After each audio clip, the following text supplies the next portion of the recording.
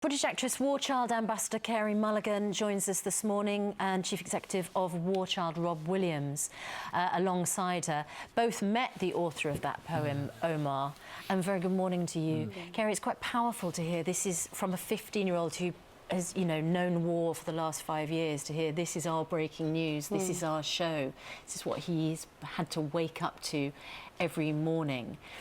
What really affected you about his story?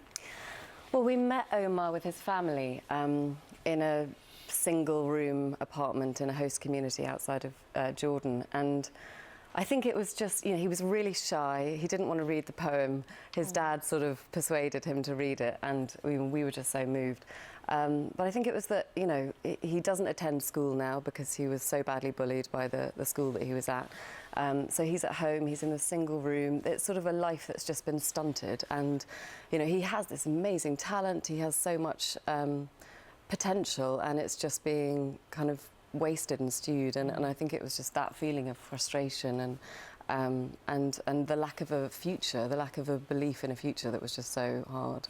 We had Michael Sheen on yesterday, very powerfully talking about this same issue. And I asked him, do you believe that most people that you met out there want to come here for a better life, or do they want to go home to a better life in their home? He was pretty emphatic. He thinks most of them want to actually go home. Was that your sense? Absolutely. I mean, Omar's father actually took out a box when we were staying with him, and he had his prized possessions in it. I mean, they had nothing. They fled with nothing. And in that box was the keys to his house.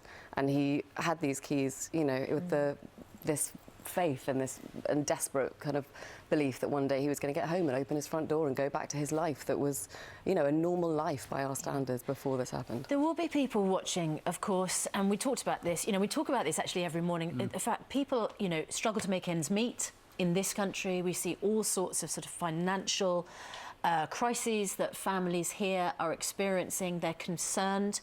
They might have sympathy for what's happening, but they think, we've got problems closer to home that we worry about. Do you find when you're running the charity that people have enough understanding and sympathy for what's going on? Do you feel that sometimes that runs out a little bit 5 years on when the statistics are so massive?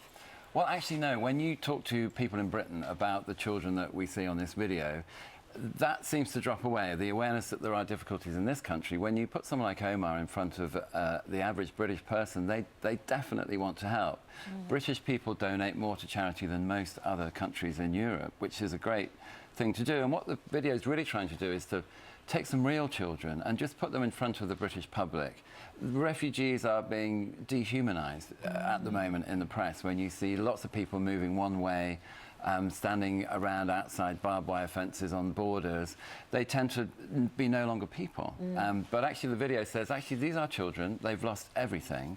And every little bit that you can do will help them to have a proper childhood again. OK, Carey, let me ask you this, because this is a tricky area for any famous person that gets involved in these things. I asked Michael a similar question yesterday about people thinking, well, actors, what are they doing marching around, going to these places, telling us what's going on? Should be left to war reporters? As if on cue, Michael Burke, the legendary BBC Live Aid guy, covered the first Ethiopian reports and so on.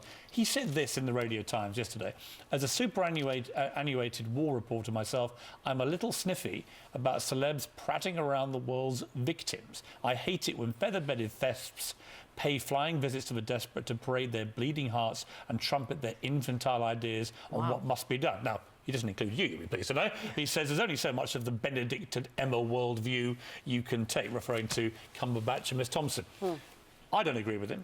I think that it's important for people in your position to have causes they care about, to raise awareness. But what is your response to a pretty vicious attack there from a guy who was one of the most famous war reporters in the country? Yeah, I think, that's a kind of common thing that comes up. There's, as you know, there's so much nonsense that comes with your job, so much invasive stuff, and to have the privilege of a platform to be able to get people interested in something that's so important. I don't think Rob would be sitting on this sofa on his own necessarily, and that I get the privilege of getting to work with people like this who do incredible work. Rob's been in the humanitarian sector his entire career, has done more for children than most people, and to be able to work with him, be able to sort of elevate that voice a little bit is just a complete privilege. Rob? Well, from our side, what the truth is that Carey's been working with us for 2.5 years. She's been to the Congo. She said the dangers that our staff face and children face.